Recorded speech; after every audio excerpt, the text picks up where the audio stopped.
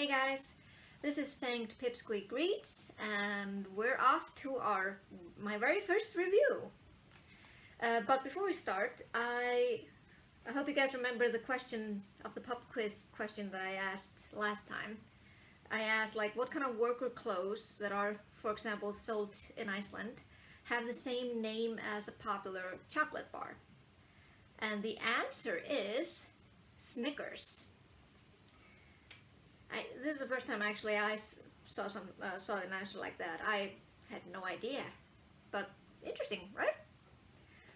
So my first review, I told people on Twitter that because of my busy life, I work a full-time job and I usually get home around 8, and then I have to cook and stuff like that, boring stuff like that.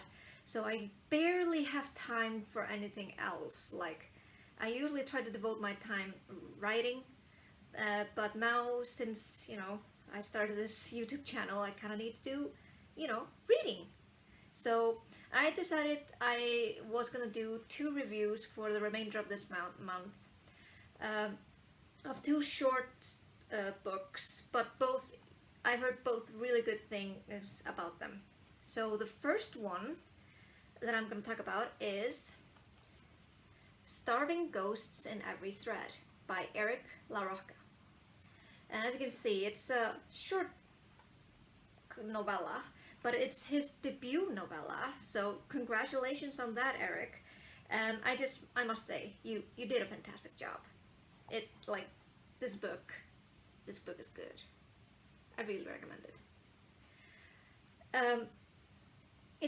Like I said, it's just 80 pages, but if you go into the story like I did, you'll be able to finish it within like an hour or so. I couldn't, but I was usually, when I was quiet at work yesterday, I was sneaking off to read passages from the book whenever I could. So what I really liked about the story and about Eric's book is he has such beautiful prose. I mean, it's so lyrical and it's so poetic.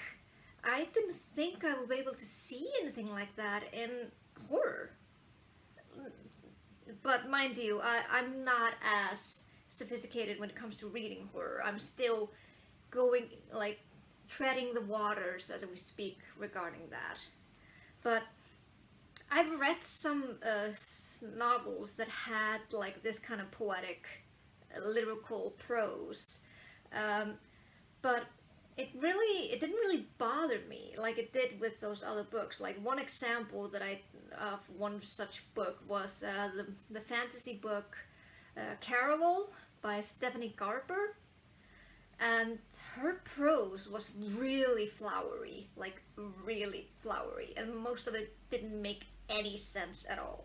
Like the character tasted midnight, and I'm like, how the fuck can you taste midnight?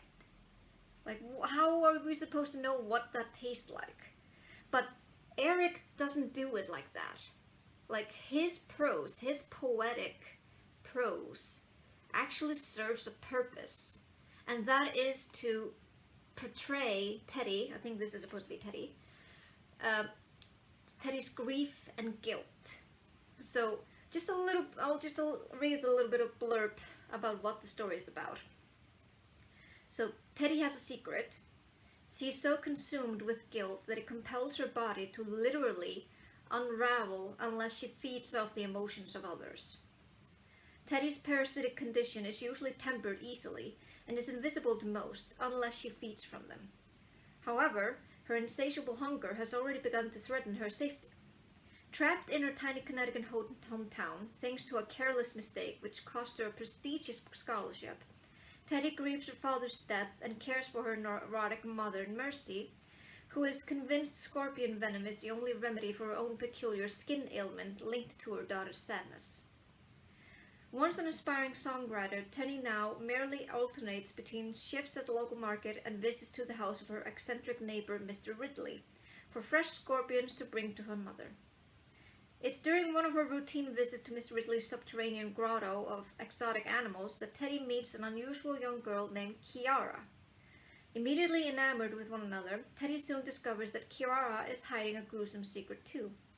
A secret that will threaten to undo everything Teddy has ever known and loved and violently touch all those who cross paths with disaster. So, this is a haunting tale of grief. And I loved every minute of it. Like every second. Because he managed really to portray those complex emotions that come along with grief. Especially with the character Teddy. Like how he wrote her and how she deals with her grief. Especially in terms of connecting that to body horror was really a really great idea. And I hadn't even thought of it, that it would be such a good idea to link it. But it fits so well with the story. And how this body horror is described really like, ooh, it gave me like, no, that's creepy.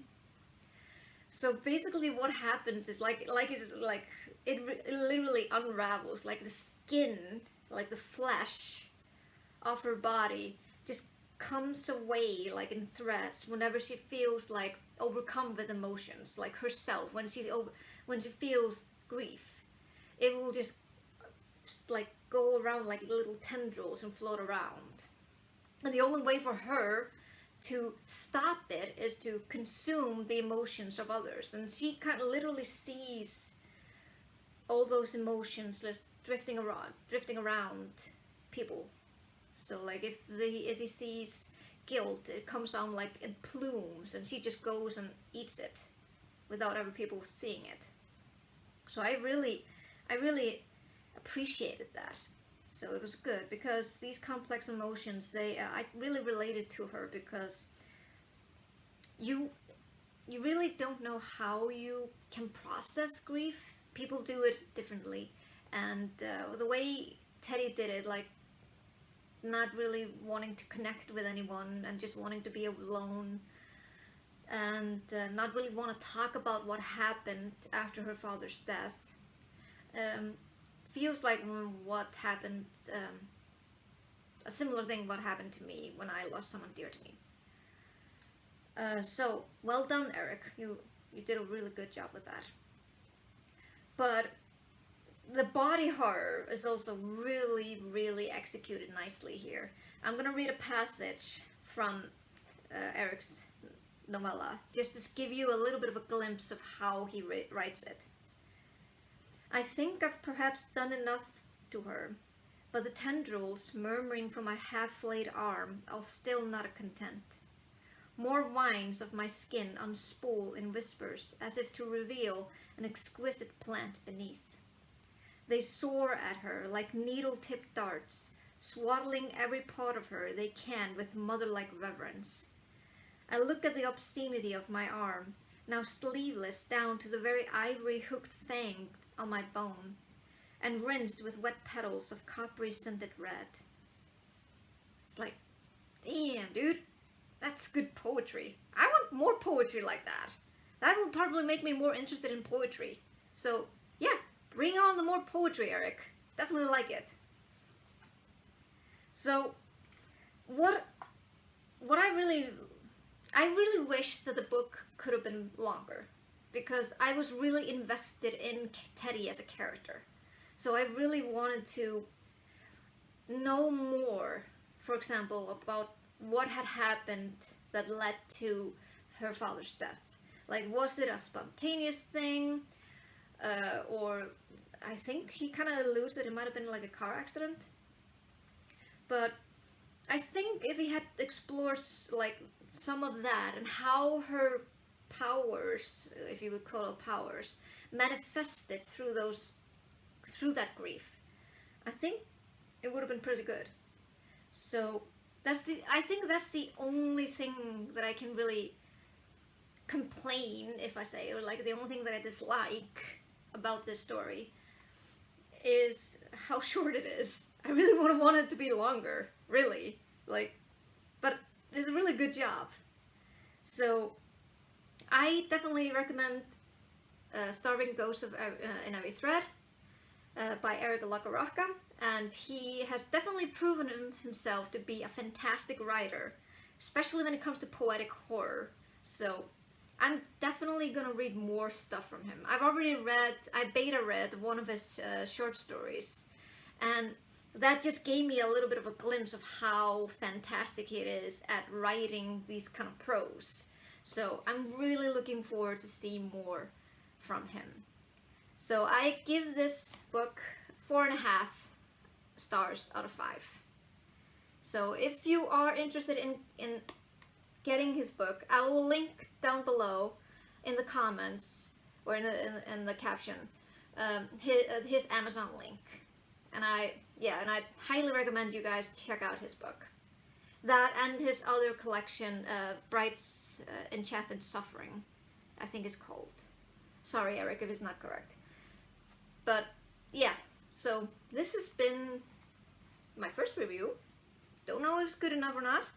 We'll just see. I hope you enjoyed it. But before we leave, let's do a pop quiz. So I'm gonna connect this one to the subject of grief. And you probably have, all of you have probably all watched this movie, The Babadook. But do you know in which country the movie Babadook is set in? If you do, comment your answer down below, and we'll see how many of you will get that right. But as for now, this has been Little May from Fanged Pipsqueak Reads, and I hope you enjoyed my review. Alright, see you guys!